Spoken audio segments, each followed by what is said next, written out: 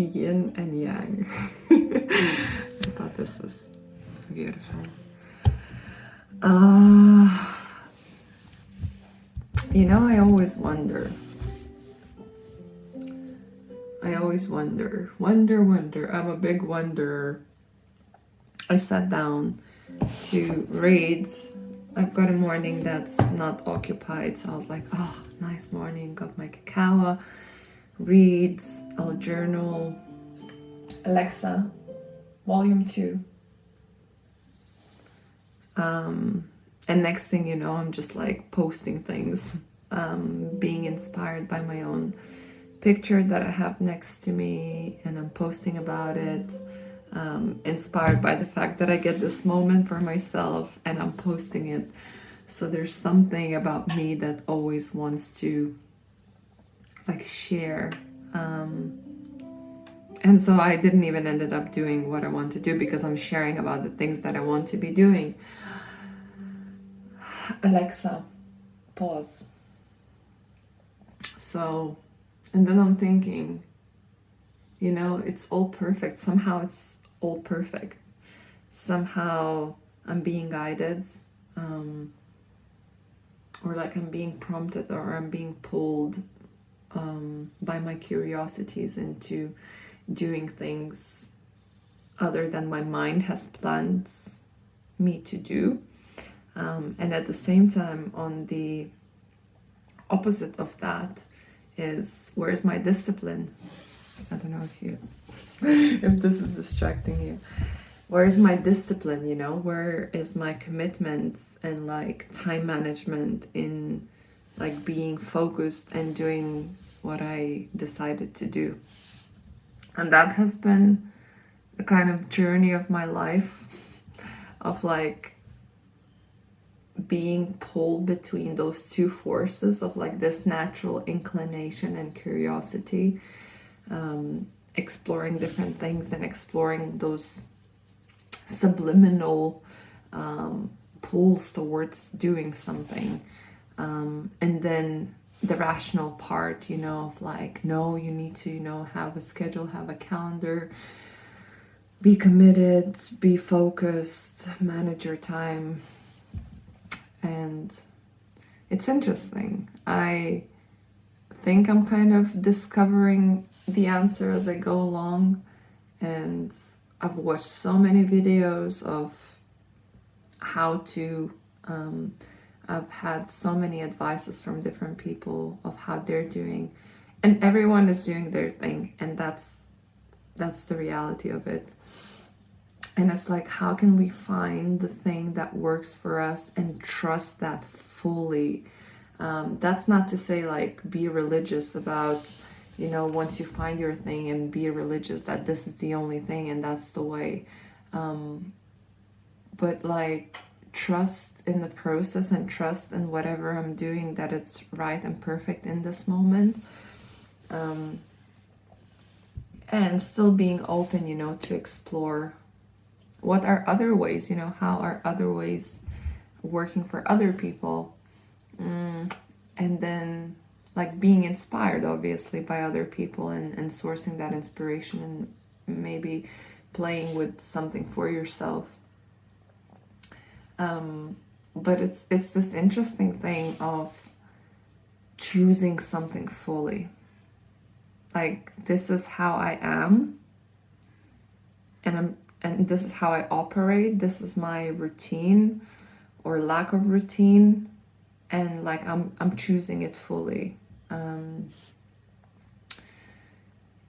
in that choosing, I think there's a lot of like contentment of like, this is how things are, and if things are not working, I will change and evolve from that. But when we're not choosing, when we're saying, oh, this is how I should do things, or this is how others are doing things, and this is how I should be doing things, there's a lot of like, there's no groundedness in your decision of how you are and how you want to be, but instead there's like looking outside of how others are doing, how everything else works for everyone, and trying to apply that to yourself and that not sticking to you in a way.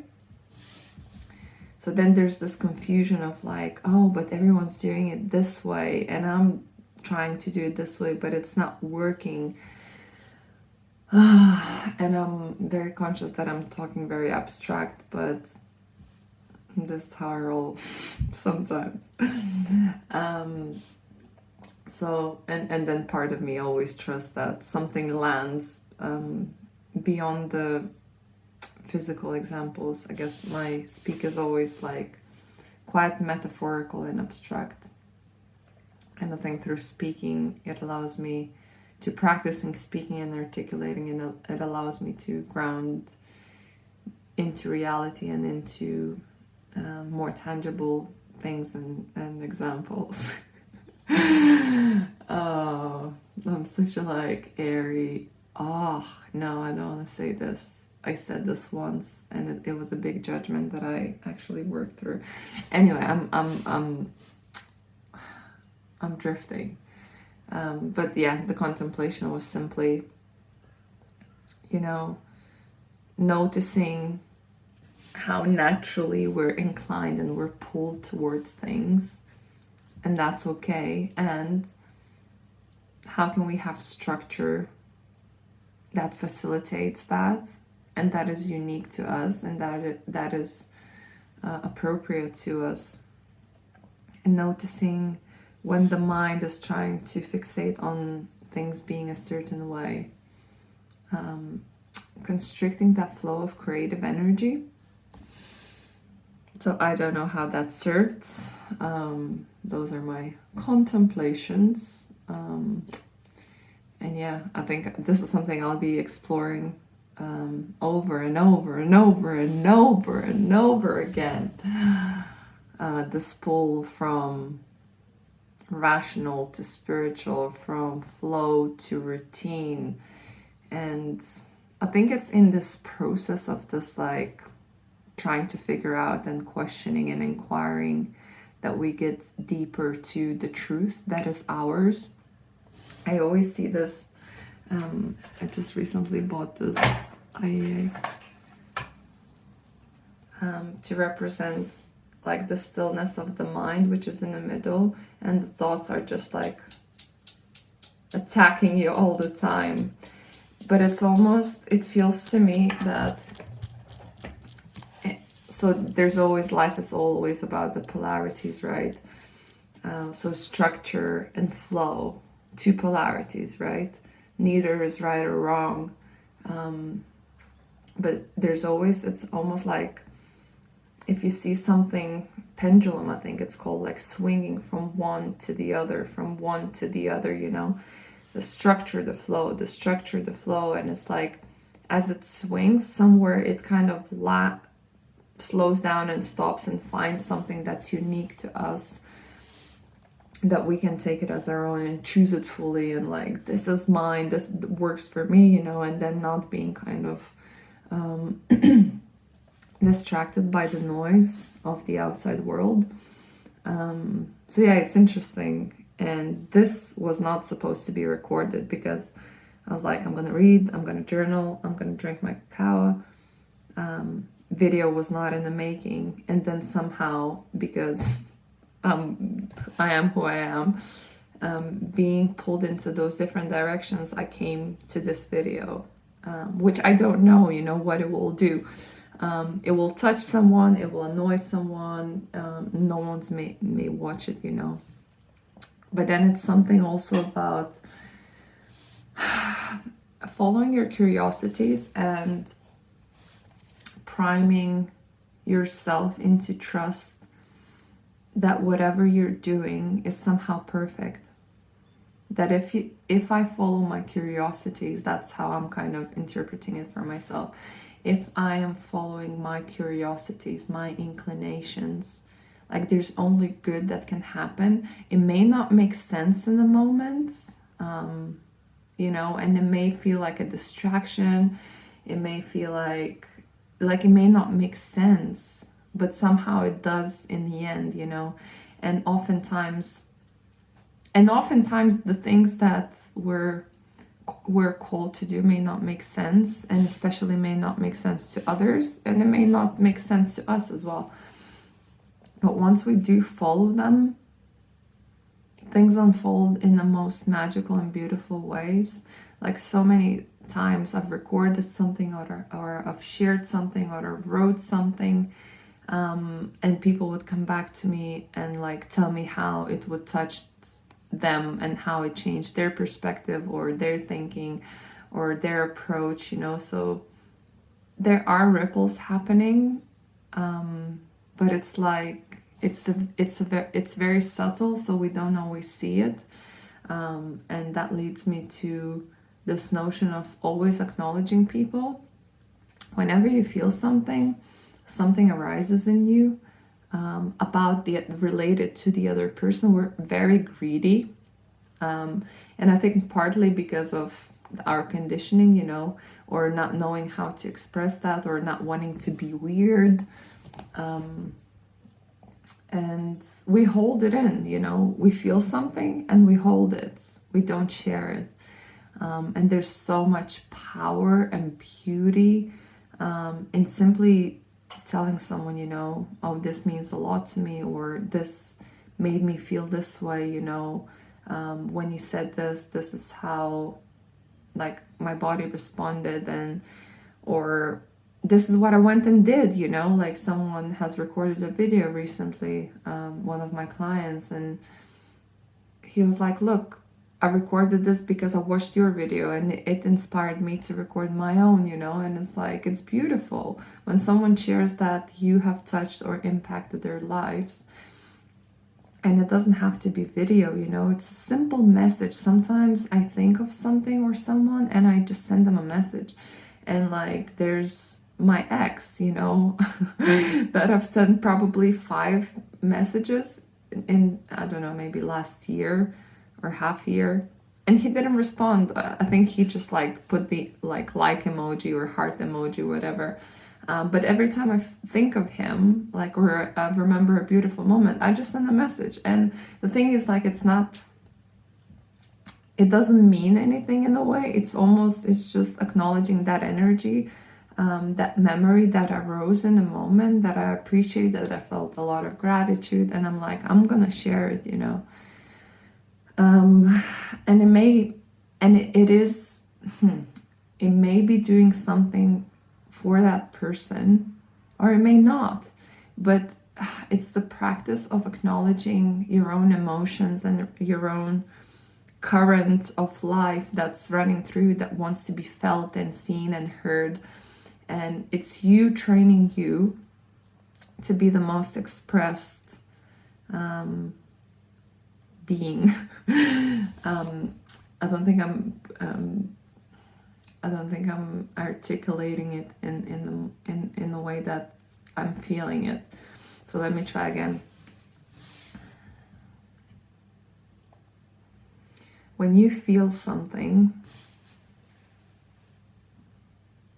and when you feel something and you act towards that, you are conditioning yourself into being someone who is responding to yourself. So it's almost like these intuitive nudges, and the more you are responding and acting on them, the more they will arise, and the more they will guide you and show you the path. And I'm like, as I'm sharing this, I'm like, I'm being so spiritual here, but at the same time, like, it's not spiritual. It's also like, it's physical, right? You feel it physically, and intuition can be spiritual, or it can be like a physical response, right? Maybe there's a part of me that fears to be too spiritual. Maybe there's a judgment that I need to look at. I'm gonna write it down. Too spiritual. This is how I'll psychoanalyze the shit out of myself. So yeah, and I guess on a more practical level in life, when you say something that you want to say but you're afraid to say, you're conditioning yourself in believing that you're brave and courageous and you can speak your truth, you know. So that would be like on a more practical and tangible level.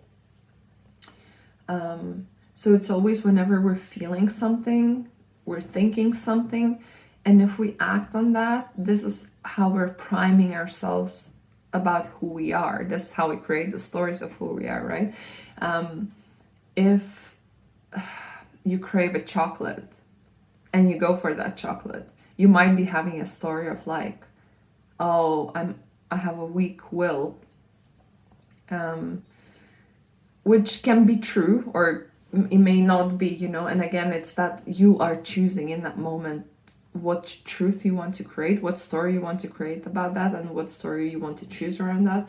Or it might be craving a chocolate, getting that chocolate and be like, it feels good to respond to my craving because I felt that it was a genuine craving, not just. And again, this is another rabbit hole of like how to distinguish those cravings. But I guess you get what I'm saying. It's like following on what you say or what you think, what you feel is priming the story of who you are. Same as I'll say I'll go to the gym and I'm going and I'm like, yes, this feels good, you know. I'm someone who's committed and is like going to the gym. And the same thing, I guess, the intuitive part. Anyway, I think I'm now drifting off a little bit, so I think I'm gonna wrap it here. So thank you for being with me in my random or not. I always play with this, you know. Is it random really? Are things random or are they somehow perfectly orchestrated? So thank you for being with me in this spontaneous, that's what I'm going to say, spontaneous exploration of